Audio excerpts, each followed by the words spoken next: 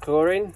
With the chlorine, we just need to add chlorine every, say, 3 days, about a litre every 3 days.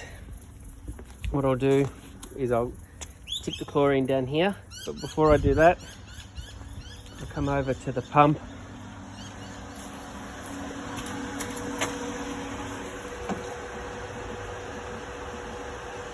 Turn this to off.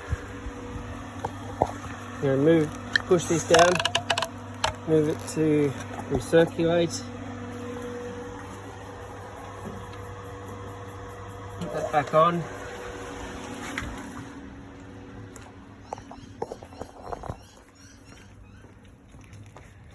Come back here.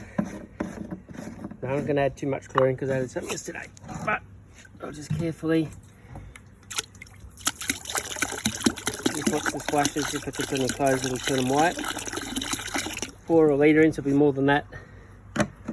Lid back on. Let the filter just run for a little bit. Eventually you'll see it coming out through here.